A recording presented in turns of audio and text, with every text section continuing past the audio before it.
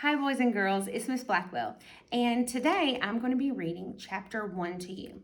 So I'll give you a few seconds to get your book out, and we're still talking about text features. So if you will turn to page 4. And the title of this chapter is The Moon and History. The moon has been around for billions of years. Just like Earth, since ancient times, people have wondered about the moon. Many early peoples thought the moon was a god or goddess. In ancient Rome, Diana, the hunter, was the goddess of the moon. Egyptians called the moon Khansa. Because no one could explain what the moon was, people thought it was magical. And then down here we have a fact. It's a fact. In Nantes, Ireland, there is a rock carving that is the earliest known symbol of the moon. The carving is 5,000 years old. The birth of the moon.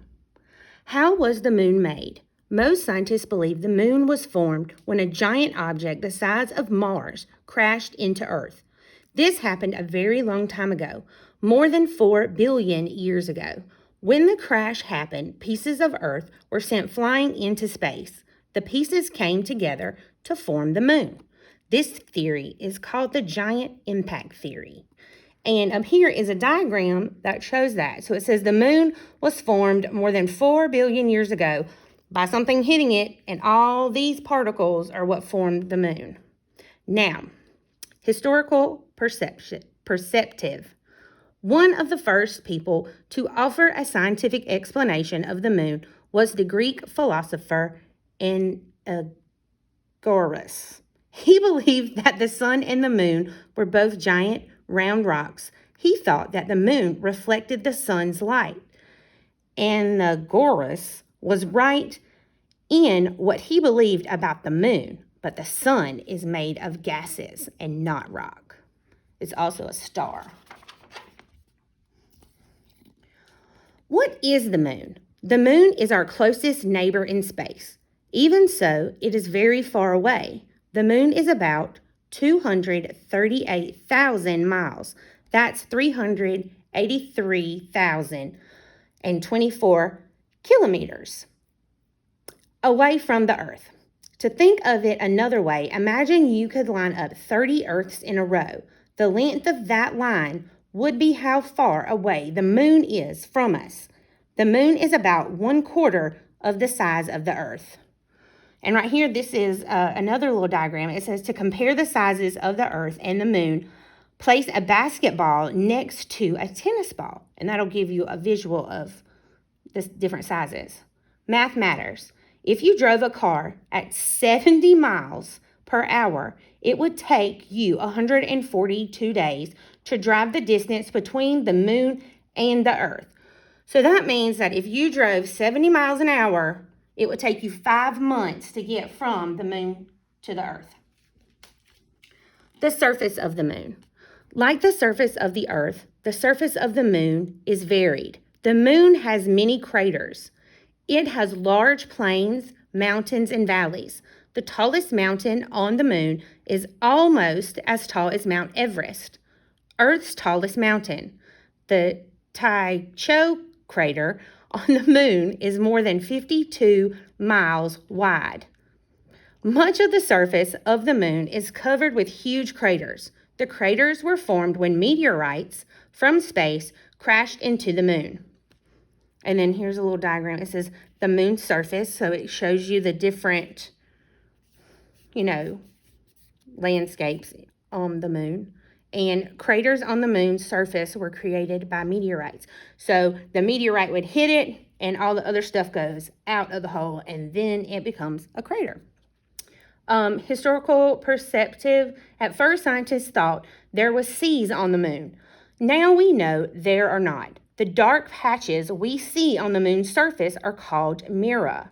The name comes from the Latin word mare, which means sea. So they were a little bit incorrect on that. Temperatures on the moon.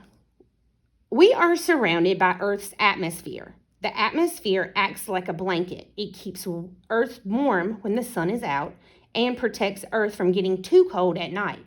On the moon, there is no atmosphere. When the sun is shining on it, the moon can get as hot as 265 degrees Fahrenheit. When there is no sun, the temperature drops down to negative 170 degrees Fahrenheit.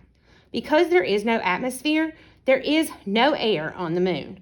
Without air, there is no wind. There is no weather on the moon. It does not rain or snow.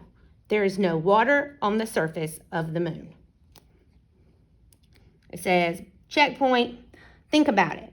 Stop to think about what you've read so far. How is the moon like the earth? How is it different? So we know that they're similar because they're both round. They're both in our solar system. A way that they would be different is we know that Earth has an atmosphere where the moon does not. That was just an example. You come up with your own now. Over time, Earth's surface has changed because it has weather. Water, wind, and air have all changed the way Earth looks. On the moon, nothing changes much because there is no air or water. The surface of the moon is the same as it was billions of years ago. Moon maps. Since the time of Galileo, scientists have made maps of the moon's surface. Today, pictures from space probes help make the best maps. And it says down here, they made a difference. In 1609, the scientist Galileo became the first person to study the moon with a telescope. He made drawings of the moon's surface. So the first time someone really saw the moon was in 1609. And then this is the moon. That's the earth. All right, so this concludes chapter 1. So in your workbook, your journal, you are going to have, in your journal like this, it'll be page 56.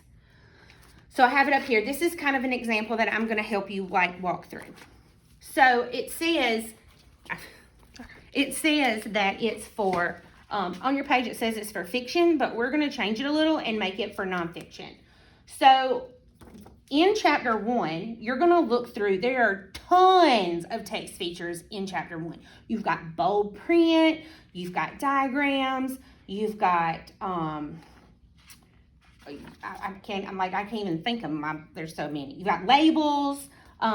So you're going to pick one and then you're going to write what it is. I'm going to pick a diagram because I feel like in this chapter for me, that was the most important one. So I'm going to put a diagram.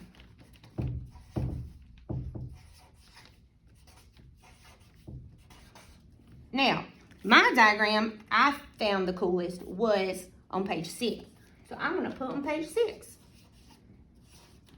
The purpose. So I'm going to look, if you'll check it out. The purpose of this one is to show me in comparison the size of the earth to the size of the moon. So on the purpose part, I'm going to write pretty much what I said. The purpose of the earth and moon diagram are to compare their sizes. So that's what I would write here. Okay. All right, so that concludes chapter 1, and I guess I will see you tomorrow for chapter 2. See you soon.